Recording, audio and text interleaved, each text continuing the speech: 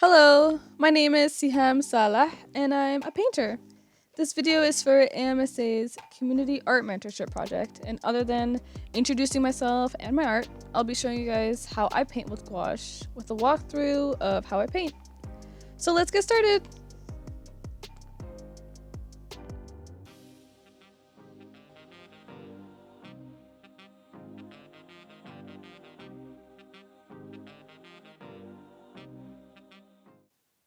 So I thought it'd be cool to show you guys one of my older art books that have a lot of cool paintings in them. This book started me off of painting again in 2020 January, and a lot of them are acrylic paint and some watercolor paint used in this book. This one's acrylic, and this one's acrylic as well. But yeah, so a lot of since this is a practice book, I did a lot of paintings based off photos I took, things that just inspired me, colors that inspired me, and yeah, this one was fun to do as well. It was used with palette knife and acrylic paint. And a lot of the colors that I do like to mix and match are orange and blue because like they look really cool when you mix them together.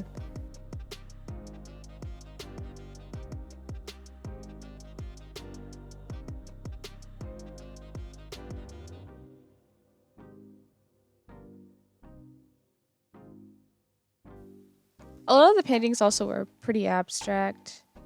Painting can be therapeutic, so usually you could just like put your brush down and pick up the colors that you like and paint anything really. So that could be therapeutic. I still have a lot left to do in this book. Still haven't finished it yet, but yeah, so that's like one of my first books that I've started.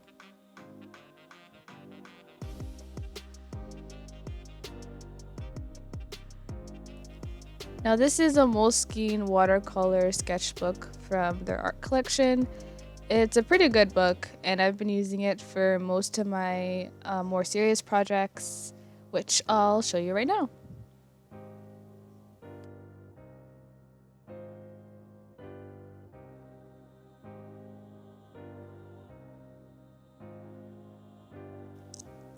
So this spread of paintings I made all with gouache paint. The inspiration from the pictures were mostly from photographs that I've taken.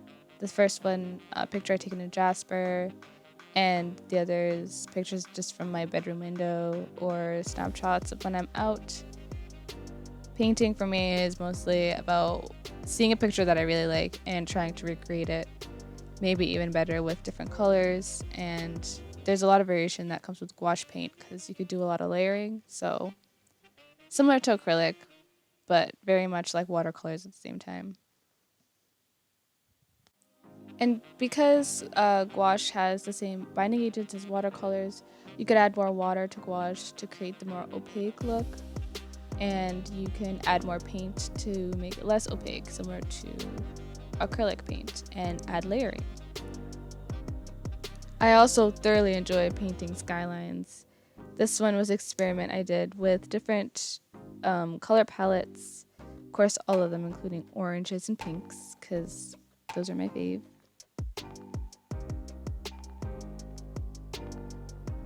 This autumn forest was also made with gouache paint. I did a yellow and blue background and then added the details on top, as you can layer with gouache paint. So this was fun to do.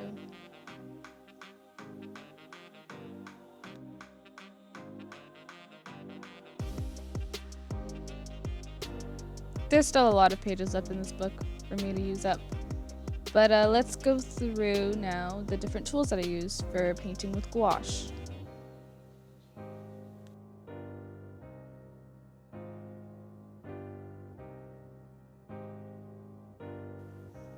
So the first thing I want to look at is the paper that I use when creating a project or a painting. So I use between watercolor and mixed media paper. Because gouache is water-based, watercolor paper works absolutely fine. The finish on the paper is much more grittier than mixed media, but it's still very sturdy when using. Mixed media is much more smoother, and sometimes that looks better on gouache paint, as the finish at the end is much more smoother, but the paper does sometimes fold a bit with adding water, but it's still pretty good. I enjoy the mixed media paper more than the watercolor, but they are both perfect to use.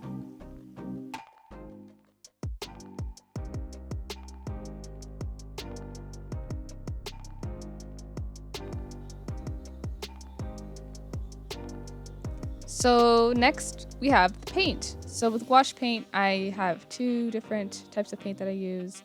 The first is from Artist Loft. They sell a lot of different art supplies. This one I think I bought from Michael's. It basically comes with a 12 pack of different colors, and each is about 12 millimeters of paint. It's pretty good. I think it's a good choice if you want to experiment with gouache for the first time, as it is pretty inexpensive as well. This paint set is definitely the one I use the most for my gouache paint. It comes with 18 different colors, each of them 30 millimeters of paint, and it comes with this really cool container that has a snap lid that holds all the paint so then it doesn't dry up inside. And then, of course, inside it has this little platter that you can mix your paint with. As you can see, I've used mine recently. And then the colors, there's 18 separate colors, there's 2 different whites, and it has all the colors that you could possibly need, which is pretty cool. Here's a bit of a more close-up view. I bought mine off of AliExpress, but I think Amazon sells it now as well, so you could look there, and yeah. But look how pretty it is. I love the oranges. Another thing you might need is a spray bottle. I use this all the time to spray my paint mixes, just in case they dry up before I plan on using them, so it comes in handy. Next we have brushes. So this is my brush collection. I've bought random brushes from a lot of different stores ever since I started painting. I usually go for a lot of the smaller brushes for gouache paint for my detailing, but you could use any synthetic brush for gouache paint. You could even use your watercolor or acrylic paint. It really doesn't matter since gouache can handle both.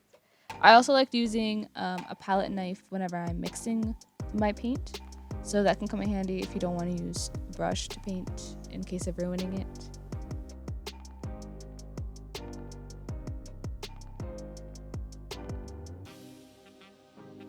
And the last couple of things you might need is a towel or a paper towel to wash off the paint from your brushes while you're painting. And then you also would need 2 sets of water for gouache. One would be for adding water to your paint, and the other one would be for washing your brushes, as when you add water to your paint, you don't want the water changing the color of the paint that you're using. So I usually tend to use both for gouache paint. And then that's all for the tools. So let's get started. I'm gonna go clean this off and then rearrange how everything is on the table, and then we can start off on the painting.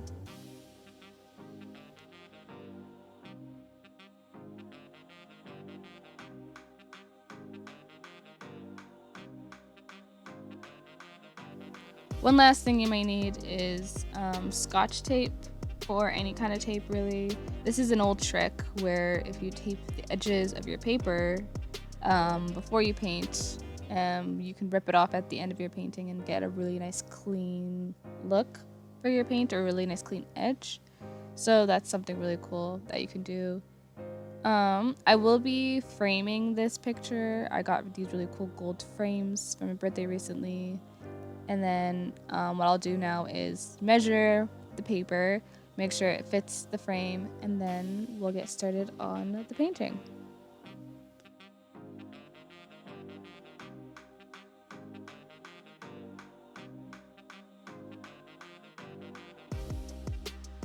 So now that we've measured, cut, and taped our paper, I will be referencing this photo that I'll show shortly of a picture that I took in Jasper of mountains, and that's what I'll be drawing today.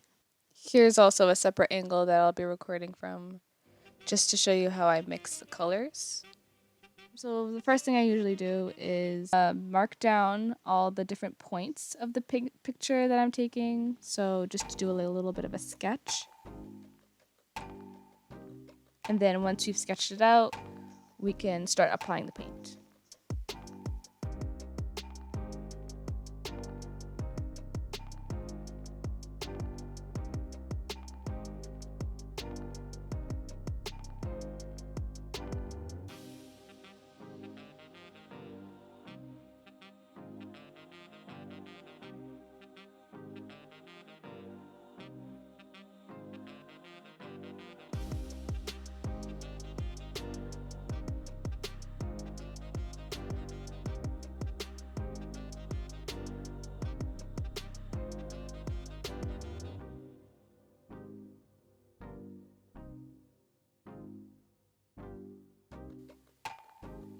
So here on a separate angle, as you can see, I am mixing the colors. I first pick up my palette knife and put a lot of white down because I probably need a lot of that for this photo.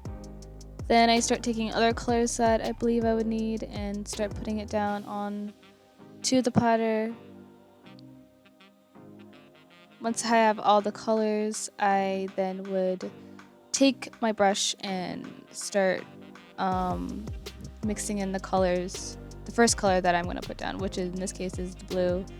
So I mix the blue in the palette with the white and a little bit of water to create a smooth consistency to put onto the paper. One thing that happens a lot, especially with smaller brushes, is getting little raindrops at the end of your brush that when they fall down onto the piece of paper ruin your painting. So that's one thing to look out for, especially when dealing with smaller brushes. So now I'm putting down the light blue that we just created. Whenever I paint, I love creating the background first, just so then after having that down, I can layer on top of it with whatever color I decide to put on the top of the mountains. This is usually helpful with gouache as similar to acrylic, you can layer. But of course with watercolor, this would be hard to do. This is another pro for gouache paint.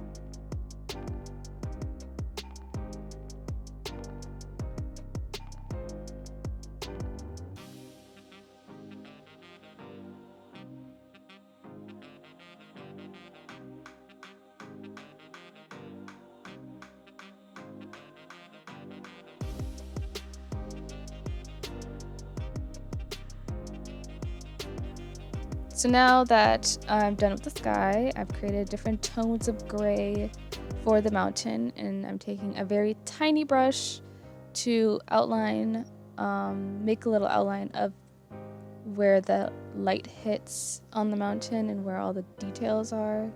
This helps first create the skeleton of the painting, and then you could add more colors as you go.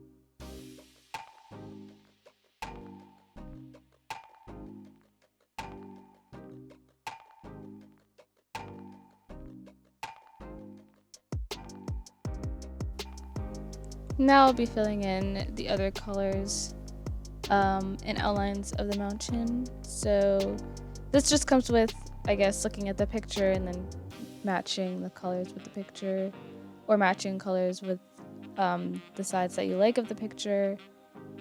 So for now, just sit back and watch as I speed through this section.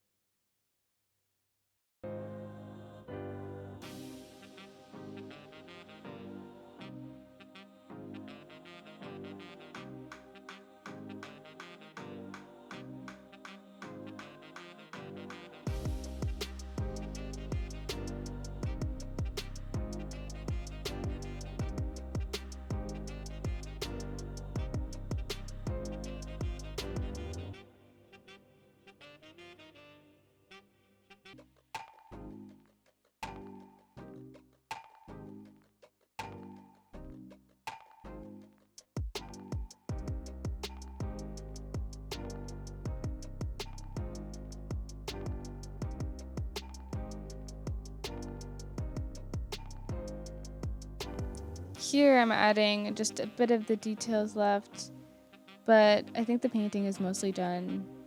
A good time to stop is whenever I add things and realize that I'm not making a big difference. But that's it for now. I think what I'll do next is rip off the tape and then put it in the frame.